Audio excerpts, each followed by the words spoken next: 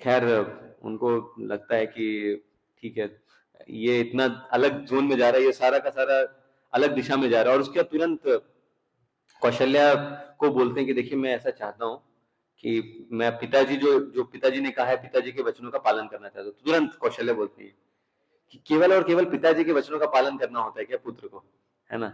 माता का भी तो वचन का पालन करना होता है ना? माता का भी तो वचन का पालन करना होता है। तो उन्होंने बोला कि मैं माताजी पिताजी ने जो पहले वचन दिया उसका पालन करूंगा, और आपने जो वचन दिया है वो सारे के सारे वचन का पालन मैं वहां पे जाके करूंगा, मतलब दंडकारण्य में जाके करूंगा और आकर के करूंगा। और ये सारा का सारा चीज करते करते करते करते आंसर करते करते बहुत टू एंड फ्रो होता है, पूरा का पूरा डिस्कशन होते होते कुछ कंक्लूजन नहीं आ रहा होता। मतलब अभी सामने से लक्ष्मण कुछ आर्गुमेंट दे रहे हैं, कौशल्या जी आर्गुमेंट दे रही है, और उसके बाद तुरंत कौशल्या को अंदर में एक प्रसन्नता मिलती है कि लक्ष्मण कम से कम साथ में। और तुरंत राम जी बोलते कि मैं रघुवंशी राम ये प्रण लेता हूं कि मेरे पिताजी की जो आज्ञा है उसका पालन करने के लिए मैं अभी के अभी वन जा रहा हूं। और ये जैसे उन्होंने बोला सबको समझ में आ गया कि अब इनके साथ कोई डिस्कशन नहीं हो सकता है। उसके बाद तुरंत जैसे ही वो ऐसा बोलते हैं लक्ष्मण तुरंत शांत हो जाते हैं। लक्ष्मण बोलते हैं कि ठीक है, आपकी जो इच्छा है वो आप अपनी इच्छा को पूर्ण करिए।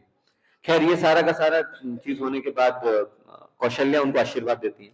कौशल्या बोलते हैं कि आपको आपके पिताजी आपकी माताजी का आशीर्वाद मिले, आपको जो पर्वत हैं, जो समुद्र हैं, जो सारे के सारे साधु हैं, उन सबका आशीर्वाद मिले, सारे शास्त्र आपको बचाएं, शिव जी ब्रह्मा जी विष्णु ब्रह्मा विष्णु महेश आपको बचाएं, कोई जंगली जानवर को नुकसान न पहुंचाए। और इस प्रकार से रामचंद्र जी प्रणाम करते हैं कौशल्या को, और पहला मिशन उनका अचीव हो जाता है।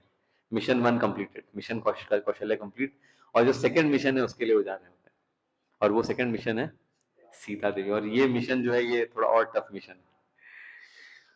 और अब सीता मैया के पास जा रहे होते भगवान, और जब वो जाते हैं तो उनके मन में सीता मैया बैठी होती है, और सीता मैया के मन में विचार आ रहा होता है कि आज वो दिन आ गया है भगवान का, अभी राम जी का राज्याभिषेक होगा, सब कुछ होगा। लेकिन तभी वो देखती कि राम जी अकेले आ रहे हैं, राम जी के आसपास में कोई भी व्यक्ति नहीं है, और जो छतरी लेकर के लक्ष्मण आ रहे होते छतरी वतरी कुछ भी नहीं है। तो पूछती है कि अरे आज तो आपका राज्याभिषेक है ना? लेकिन आप मुझे बताइए, कोई आपके ऊपर कोई अम्ब्रेला कोई छाता नहीं है, कोई आपका चामर नहीं कर रहा है, ऐसा क्यों हो गया? कोई ब्राह्मण जो मंत्र नहीं बोल रहा, ऐसा क्या हो गया? क्या आप टेस्ट करना चाहते हैं कि मैं मेरे मुझे साम्राज्य से अटैचमेंट है, क्या है, कैसा है? और ये सारा का सारा चीज बोलते के साथ राम तुरंत राम देखते हैं सीता को, और देख करके उनको लगता है अरे क्या बोलूं मैं। और राम तुरंत बोलते हैं देखो कई बार कुछ ऐसे चीजें होती हैं, कुछ नेगेटिव सिचुएशन जो होती है वो जिंदगी में आ जाती है, और वो नेगेटिव का भी कुछ हम पॉजिटिव पर्सपेक्टिव देख सकते हैं। इस प्रकार से भगवान कुछ घुमा फिरा के बात कर रहे होते हैं, और फिर फाइनल पॉइंट पे आते हैं और बोलते हैं कि कैसे कैकेयी ने 2 वर मांगे हैं, और ये वर एक ये है कि मैं जंगल चला जाऊं, भरत को साम्राज्य मिल जाए। और उसके बाद राम बोलते हैं कि देखो तुमको बहुत अच्छे से ध्यान देना है माता का, तुमको सब ये सब जितने भी बाकी जो लोग हैं महल में, सुमित्रा का, दशरथ का, इन सबका ध्यान रखना है, और ये सबका ध्यान रखना ये तुम्हारा धर्म है। और तुरंत सीता जो है उनके दिमाग में क्रोध आ जाता है, उनको क्रोध भी है, आंख से अश्रु भी बह रहे हैं, और उसके बाद वो बोलते हैं, और बहुत जोर से सीता अट्टहास करके हंसती है, और हंसने के बाद बोलती है कि आपको ये मजाक लग रहा है, आप इस प्रकार से कैसे बिहेव कर सकते हैं? अब पत्नी जो होती है, पत्नी को कभी भी, जो पत्नी होती है, धर्म पत्नी होती है, और जो पति होता है, उनके अलावा जो भी व्यक्ति है सबको अपने अपने कर्म अपने अपने झेलने हैं। लेकिन पति, देखिए जब शादी होती है तो ऐसा बताया जाता है कि कर्मा शेयर होता है हस्बैंड और वाइफ का, है ना? तो ये बताती है सीता मैया कि आपके साथ में इतना हमेशा अच्छे समय में महल में रही, तो आपका जब दुख का समय है तो वो भी, उसको भी मुझे आपके साथ झेलना है। और फिर उसमें डिस्कशन होता है, सीता मैया बोलती है कैसे मैं आपकी सेवा करूंगी, आप जंगल में जाऊंगी तो ये करूंगी वो करूंगा। और फिर तुरंत राम जी बोलते हैं कि आपको जंगल का कोई भी अंदाजा नहीं, जंगल किस प्रकार का होता है। आप बोल रही है जंगल में हंस रहेंगे, जंगल में हंस नहीं मिलने वाले आपको, आपको मगरमच्छ मिलेंगे, है ना? आप बात कर रही हैं कि आपको यहाँ पे कांटे मिलेंगे, ये मिलेंगे, आप बोले आपको कांटे नहीं, आपको चट्टाने मिलेंगी बड़ी बड़ी, जिसको पार करना आसान नहीं होगा आपके लिए, आपको शेर मिलेंगे, और ये सारे के सारे जो भी है ना, इन सबको आप पार नहीं कर पाएंगे। और ये सब टू एंड फ्रो फिर कॉन्वर्सेशन चल रहा होता है, और उसके बाद उन्होंने बोला होता है कि देखिए मैं यही कहता हूँ कि आप यहीं पे रहिए। तो रामचंद्र जी को बोलते हैं कि अरे मेरे साथ रघुवीर है, मेरे साथ रामचंद्र जी, मुझे क्या प्रॉब्लम होगा, जब शेर और चीता जो भी लोग आएंगे तो आप रहेंगे ना मेरे साथ में। तो सीता मैया के आर्गुमेंट्स हैं, बहुत अच्छे आर्गुमेंट्स हैं कि कैसे आप जब मेरे साथ है तो मुझे किसी भी चीज की कोई भी फिक्र नहीं है, किसी भी चीज की कोई भी का भी कोई भी डर नहीं है। और इस प्रकार से सीता मैया एक स्टोरी बताती है, बताती हैं कैसे जब वो बचपन में उनके वो देखा जा रहा था, क्या बोलते हैं, कुंडली देखा जा रहा था, तो उनकी कुंडली में उनके जो ज्योतिष थे वो बोलते हैं कि अरे ये बहुत बड़े साम्राज्य की रानी बनेगी, लेकिन इसके जीवन में इसको 2 बार वन में जाना, उसके बारे में वन में जाने का लिखा हुआ है उसके बारे में।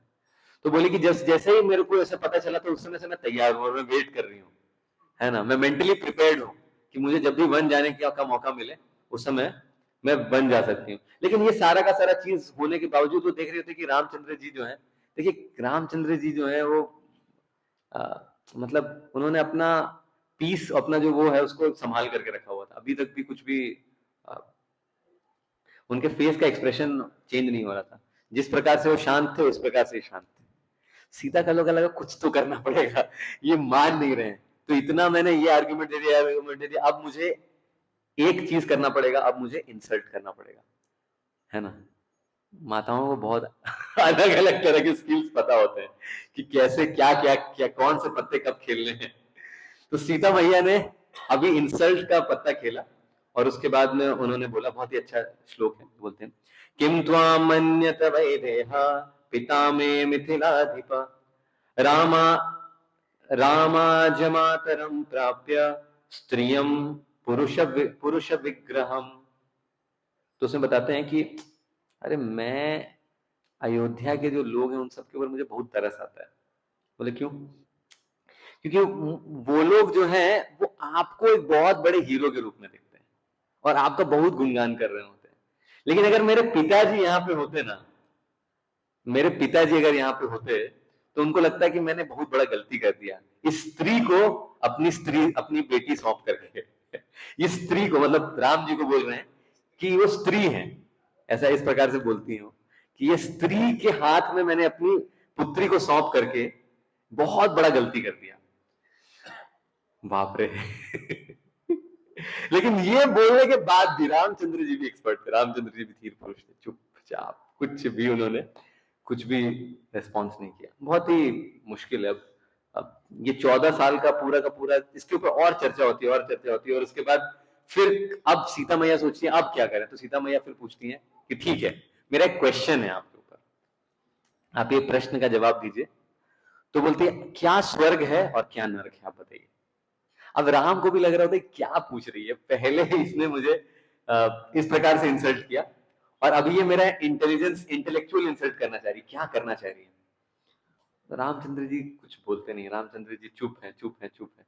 और जैसे ही वो चुप है, सीता स्वयं ही वो आंसर करती है। सीता बोलती है कि एक जो पत्नी होती है, एक जो सती जो होती है, उसके लिए उसके जो पति हैं उनके साथ अगर उनको स्वर्ग, मतलब उनके साथ अगर उनको नर्क भी जाना पड़ रहा है तो भी स्वर्ग के समान है, और अगर उनको उनके बिना स्वर्ग में भी रहने का मौका मिल रहा है तो वो भी नर्क के समान है।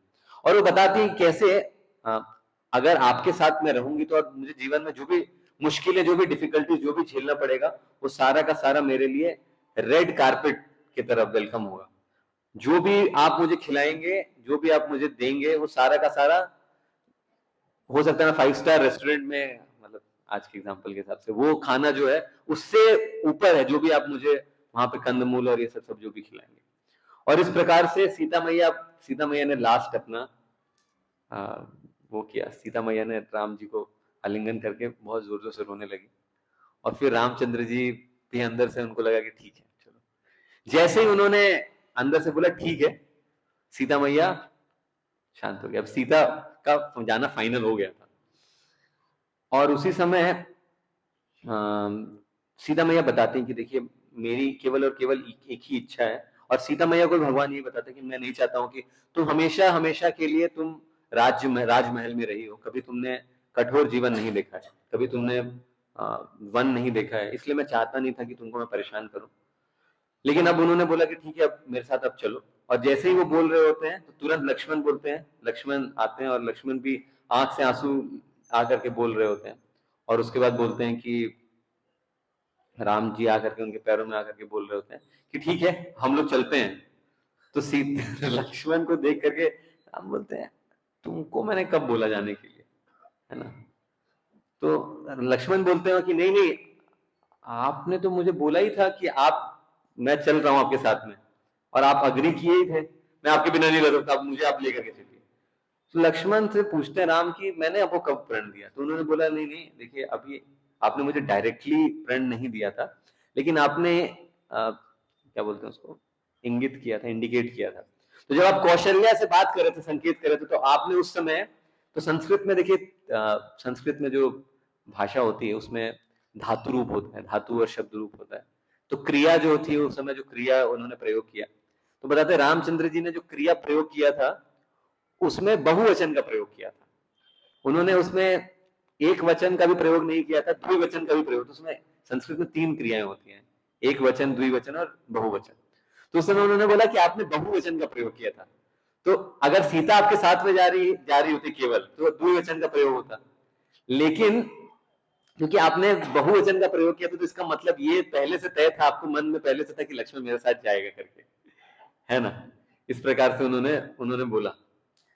और उसके अलावा भी जब सीता मैया यहाँ पे थी, तो आपने बोला कि भरत को आप ऐसे व्यवहार करना, भरत के साथ जब आप सीता मैया को नहीं ले जाने वाले थे उस समय, तो भरत के साथ इस प्रकार से व्यवहार करना, शत्रुघ्न के साथ इस प्रकार से व्यवहार करना, इनका ध्यान रखना, उनका ध्यान रखना, लेकिन आपने मेरे बारे में बताया ही नहीं।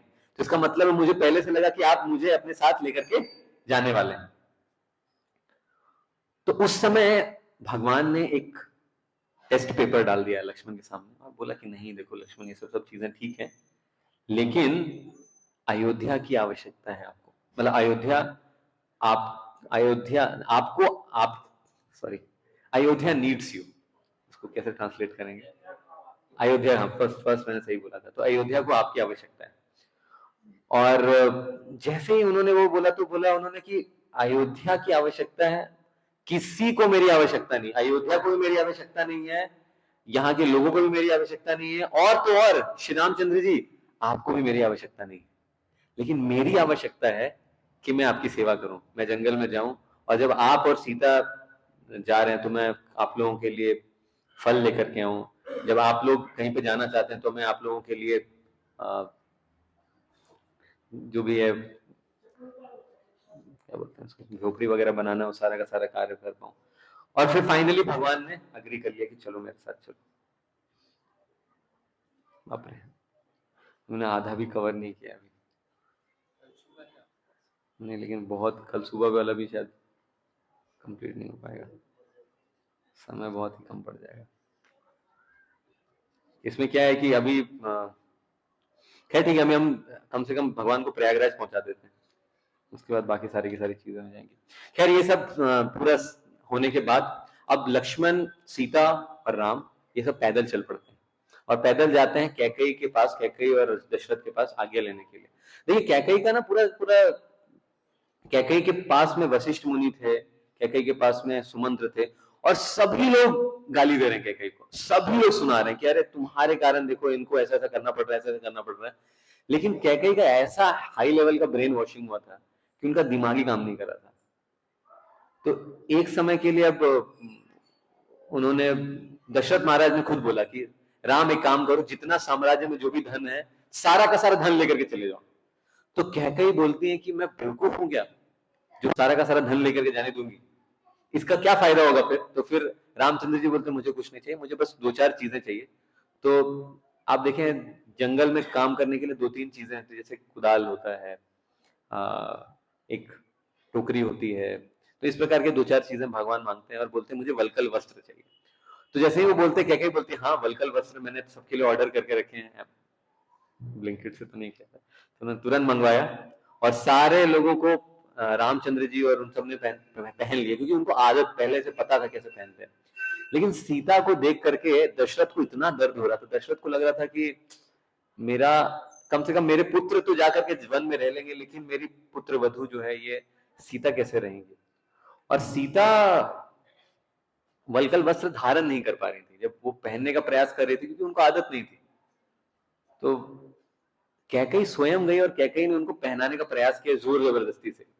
तो सीता को दर्द होने लगा, तो सब लोगों ने उनको चिल्लाया और दशरथ ने बोला हटो यहाँ से।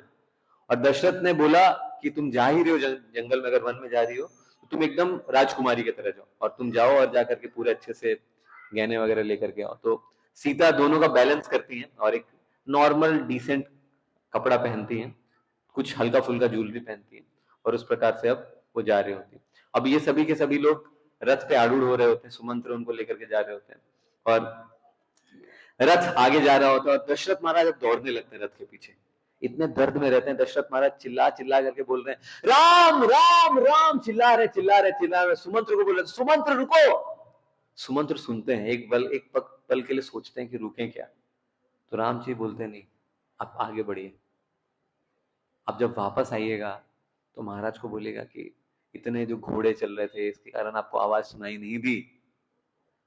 तो आचार्य टिप्पणी करते हैं, पूछते हैं कि क्या ये जो परम सत्य है ये झूठ कैसे बोल सकते हैं, है ना। तो देखिए सत्य और जो झूठ है ये दोनों के बारे में ऐसा बताया जाता है कि परम सत्य की सेवा में झूठ भी सत्य हो जाता है। खैर, और स्वयं रामचंद्र जी भी देख रहे थे कि कैसे अगर वो रथ वहां रुक भी जाता तो दशरथ का जो दर्द है, दशरथ का जो तकलीफ है, परेशानी है, वो घटेगा नहीं, वो बढ़ेगा ही। सारे के सारे जो अयोध्या वासी, सारे के सारे अयोध्या वासी अभी रामचंद्र जी के साथ आगे बढ़ रहे होते हैं, रामचंद्र जी के साथ जा रहे होते हैं, और रामचंद्र जी के साथ जाते जाते जाते जाते वो जाते हैं और अयोध्या के पास ही एक स्थान पे आराम कर रहे होते हैं। सारे अयोध्यावासी पहुंच गए। अयोध्यावासी को रामचंद्र जी बोलते हैं और बोलते हैं कि आप भरत का साथ निभाइए, भरत आपको जैसे बताएं वैसे करिए, और आप सबके साथ सामंजस्य बिठा कर करिए, कभी युद्ध करने के बारे में मत सोचिए, ऐसा लड़ाई झगड़ा के बारे में मत सोचिए। सारा का सारा होने के बाद सभी लोग रात में सो जाते हैं। अयोध्या के वासी रामचंद्र जी के साथ चल रहे, सभी लोग रात में सो गए हैं। रामचंद्र जी, लक्ष्मण और सुमंत्र सब लोग इधर आए हैं, और तभी शाम का समय हो गया। भगवान के लिए, सीताराम के लिए लक्ष्मण ने एक अच्छा बेड बना करके सेट किया हुआ है, वहां पे वो लोग जाते हैं और दिन भर की थकान के कारण तुरंत उनको नींद आ जाती है। लक्ष्मण फिर बताते हैं कैसे उर्मिला, उनकी जो पत्नी है, उन्होंने सैक्रिफाइस किया। तो उर्मिला के पास जब जाते हैं लक्ष्मण और बताते हैं कि उनको भगवान के साथ वनवास के लिए जाना है, तो उर्मिला तुरंत प्रसन्न हो जाती है और बोलती है कि आप जाइए, मैं नहीं आना चाहूंगी, क्योंकि अगर मैं आऊंगी तो आपका जो ध्यान है वो मेरे तरफ भी आपको करना पड़ेगा। और इस प्रकार से उर्मिला सैक्रिफाइस करती है, और लक्ष्मण एक प्रण लेते हैं कि अगले 14 साल तक वो एक दिन भी सोएंगे नहीं, है ना। तो जैसे ही शाम का समय हुआ, रात का समय हो रहा होता है, उस समय निद्रा देवी आती है, और निद्रा देवी बोलती है देखो कितना, हमारे पास भी निद्रा देवी आती है जब हरे कृष्ण महामंत्र का जप कर रहे थे, हरे कृष्ण, निद्रा देवी बोलती वाह, याद है तुम्हें वो चीज, और आप उसमें हरे कृष्ण ऐसा हमारा वो चालू हो जाता है। लेकिन लक्ष्मण बोलते नहीं, मैंने प्रण लिया है कि भगवान की सेवा में मैं अगले 14 साल तक नहीं सोऊंगा। निद्रा देवी बोलते ये असंभव है, ये प्रकृति के नियम के विरुद्ध है, इस प्रकार की चीजें नहीं करनी चाहिए। तो उन्होंने बोला नहीं, भगवान की सेवा के लिए कुछ भी करने को मैं तैयार हूं, और मेरी जो निद्रा है वो मेरी पत्नी पूर्ण करेंगी। तो उनकी जो पत्नी है उर्मिला जो है, तो लक्ष्मण के बिहाफ पे वो दिन में रेस्ट करती थी। अब हम जो लोग हैं, हम सारे लोग बोलते हैं वाह, अगर मुझे ये सेवा करने का मौका मिल जाए तो कितना अच्छा रहेगा, दिन में भी सो जाओ और रात में भी सो जाओ।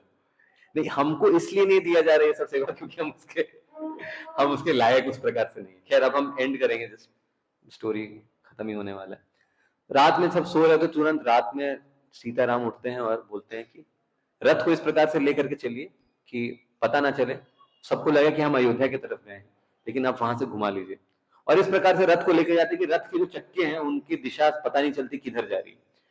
जय श्री राधा वेणी माधव भगवान की जय, श्री गौर निताई की जय, श्री प्रभुपाद की जय, हरे कृष्ण। और ये पूरा का पूरा जो लीला चल रही होती है, तुरंत रथ लेकर के ये लोग आगे बढ़ जाते हैं और एक स्थान पे पहुंचते हैं, और ये स्थान का नाम है श्रृंगवेरपुर। तो यहाँ से जस्ट 40 किलोमीटर दूर पे एक स्थान है श्रृंगवेरपुर, और श्रृंगवेरपुर पे पहुंचते हैं और वहां पे निषाद राज गुहा मिलते हैं। निषाद राज गुहा जब मिलते हैं तो निषाद राज गुहा जैसे ही देखते हैं तो उनको पता चल चुका होता है कि राम को वनवास दे दिया गया है। तो निषाद राज बोलते हैं कि दशरथ महाराज के साथ मेरी इतनी ऐसी मित्रता थी, मुझे विश्वास ही नहीं हो रहा है कि सही में दशरथ महाराज ने ऐसा काम किया, लेकिन उसके बावजूद भी अगर दशरथ महाराज ने आपको राज्य से निकाल दिया है, ये मेरा जो राज्य है ये आपका है राम, आज आज से ये राज्य जो है वो आपका है, आप राज्य करिए इस पे। और बहुत तरह तरह के वो खाने पीने की सब कुछ चीजों को लेकर के आते हैं, और जितने लोग रहते हैं उस पूरे के पूरे स्थान के श्रृंगवेरपुर के, रामचंद्र जी को देखते हैं एक टक देखते रह जाते हैं। खैर ये सारी चीजें होती हैं, रामचंद्र जी बोलते हैं नहीं मुझे यहाँ नहीं रहना है, मुझे ये खाना भी नहीं है, मुझे केवल और केवल कंदमूल फल खाने हैं। और रामचंद्र जी उस समय वट वृक्ष का जो दूध है वो मंगवाते हैं अपने बालों को जटाजूट करने के लिए, और सबके सामने, सबके आंखों के सामने भगवान अपने बालों में वो दूध लगाते हैं वट वृक्ष का, और अपने बालों को जटा जटा धारण करते हैं। सारे के सारे जो निवासी हैं सब लोग श्रृंगवेरपुर के रो रहे होते हैं कि हमने ऐसा क्या पाप किया था कि हमको इस प्रकार का ये सब देखना पड़ रहा है। खैर ये सारा चीज होने के बाद राम जी बोलते हैं कि हमारे पास ज्यादा समय नहीं है, हमें अब कहीं और अगले जगह जाना है। तो गंगा जी आती, गंगा जी को पार करना होता, तो उस समय निषाद राज ने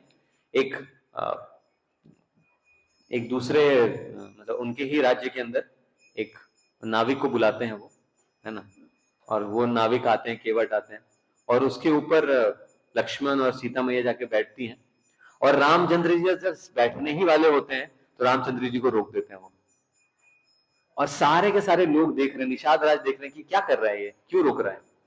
और वो बोलते हैं कि देखिए आपको मैं ऐसे चढ़ने नहीं दे सकता अपने नाव पे। तो उन्होंने बोला अरे ये क्या बात हुई, ऐसा मैंने क्या पाप किया है। बोला नहीं, मैंने सुना है कि आप आज से 10-15 साल पहले आपने एक पत्थर को स्पर्श किया तो पत्थर से स्त्री बन गई। अभी मेरे पास तो एक नाव ही है, इसी से मैं अपना घर परिवार चला रहा हूँ, और ऑलरेडी मेरे पास एक वाइफ है, अगर आप इसको टच कर देंगे तो 2 वाइफ हो जाएंगे, और घर परिवार चलाने के लिए भी मेरे पास कुछ रहेगा नहीं, तो मैं कैसे संभालूंगा, मेरे पास तो कोई ऑप्शन नहीं है। रामचंद्र जी बोले यार ये क्या तर्क है। तो बोलते आपका पैर का एक धूल कण भी नहीं होना चाहिए। तो रामचंद्र जी को बिठाता है वो नाविक, और उनके लिए एक पात्र लेकर के आता है, और गंगा जल से अच्छे से पैर धोता है वो, और भगवान भी समझ जाते हैं कि ये क्या कर रहा है। इसको बोलते हैं स्पिरिचुअल चीटिंग। तो स्पिरिचुअली वो करता है, भगवान के पैरों को अच्छे से धोता है, इतना धो रहा था भगवान आखिर में बोलते हो गया, बस बस बस, अब बस हो गया, अब मुझे देर हो रही है जाने के लिए। खैर वो जल लेता है, उसको पीता है, सब जगह छिड़कता है सब लोगों को, और फिर रामचंद्र जी को नाव पार करवाते हैं। रामचंद्र जी को जब नाव पार करवा रहे होते हैं तो रामचंद्र जी सोचते हैं कैसे इनको मैं कुछ दूं आदान प्रदान के लिए। तो सीता मैया समझ जाती है, तुरंत अपने हाथ से अंगूठी एक निकाल करके रामचंद्र जी को दे देती है। रामचंद्र जी वो अंगूठी उसको देते हैं, लेकिन वो लेते नहीं। लेकिन ये जो अंगूठी है ये रामचंद्र जी सीता मैया को वापस नहीं करते हैं। बहुत इंटरेस्टिंग है, इसका क्या हुआ, क्या था वो कहानी हम आगे देखेंगे, लेकिन वो अंगूठी अपने पास ही रखते हैं। और उसके बाद वो पहुंचते हैं प्रयागराज। प्रयागराज पहुंचा दिया भगवान को हमने फाइनली, प्रयागराज धाम की जय। और प्रयागराज में सीधा वो संगम में पहुंचते हैं, और संगम में भारद्वाज मुनि का आश्रम होता है, और भारद्वाज मुनि के पास जाते, भारद्वाज मुनि को प्रणाम करते हैं, और भारद्वाज मुनि से पूछते हैं कि हमें कहाँ रहना चाहिए। तो भारद्वाज मुनि उनको बताते हैं कि आप यहीं प्रयागराज में रह जाइए। भारद्वाज मुनि भी अपने बेनिफिट के बारे में सोचते कि राम रहेंगे यहाँ पे। सारे के सारे जो साधु हैं सब लोग भगवान का दर्शन करके एकदम प्रसन्नचित्त हो जाते हैं।